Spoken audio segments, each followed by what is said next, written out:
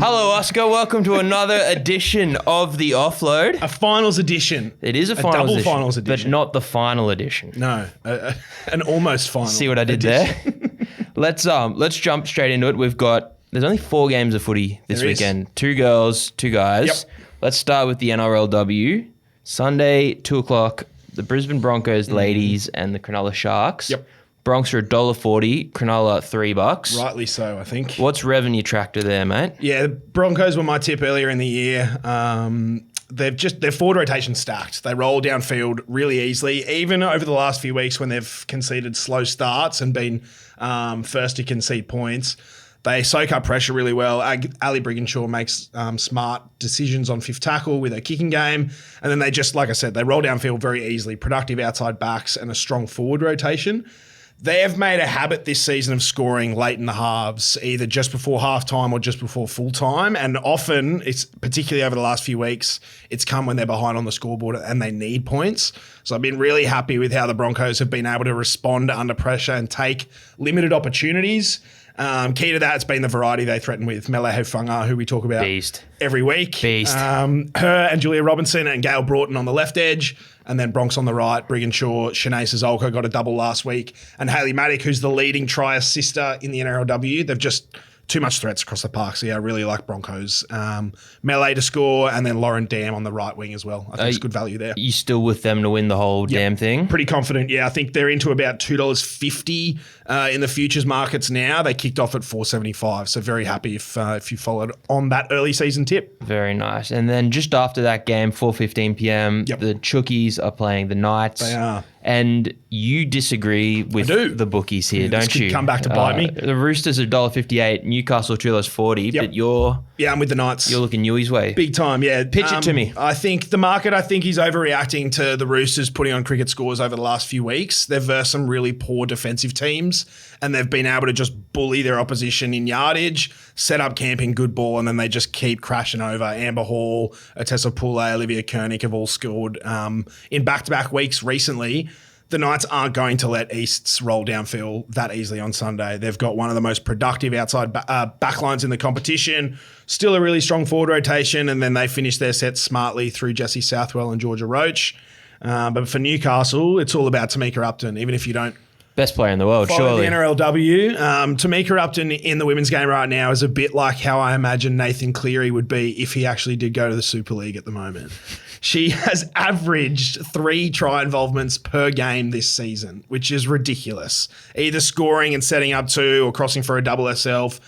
Whenever she gets a 2-man short side, she runs down there, double pumps to send the winger out and then puts her centre in. I think Abigail Roach, who I've tipped on the Neds blog this week, but also Shanice Parker on the other edge.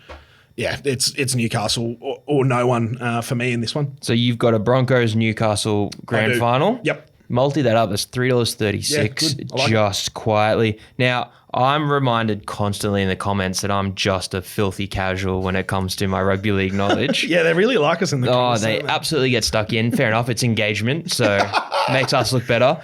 My filthy casual brain, I can't see either of these games being anything but 13 plus in the blokes this weekend. In the boys? Storm 13 plus, Penrith 13 plus. Yep. Are you with me? Are you against me? Let's start with the Melbourne Storm game here. What are you seeing? Maybe I'm giving too much credit to preliminary final caliber teams. Generally, we see tighter games. I think we spoke about the injuries that the Chooks have at the moment, which has been really disappointing for them. Good to see Radley back last week. Yeah, I'm all over Melbourne first up. I just think the way that they threaten, a bit like the Broncos in the NRLW, if Jerome Hughes and Ellie Katoa are carving up one week, then easy. Cam Munster just sits in the passenger seat and just lets them run the show. If they're getting double marked, then Harry Grant will do something through the middle of the field. Munster will chime in. He's only been back a couple of weeks, but he's running the ball, I think, an average 23 and a half times or something per game, which is really encouraging for someone who's struggled with injuries all year. So, yeah, I'm all over Melbourne here. I think they've been the most consistent team of the competition all season.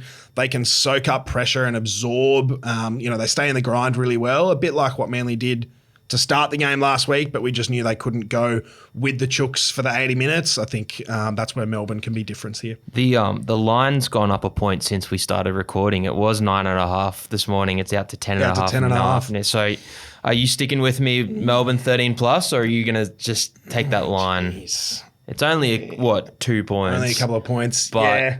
That's the difference between winning and losing. Yeah, I think you're probably right there. All right. And then, look, you're a big fan of the Sharks. That's a smoky, isn't it? I don't rate Cronulla at all. I hope that doesn't cause a riot in the comments. But this is Penrith 13 plus for me, and I don't see any other way around it. Yeah, I think what Nathan Cleary did in week 1 of the finals after being out for 5 or 6 weeks, scary, scary stuff. Picking out Sean Johnson, we talked about him on the podcast, but how he broke down how Cleary put Luke Garner over for that second try against the Roosters, spending 4 or 5 tackles, positioning James Tedesco in the line and then pulling the trigger early.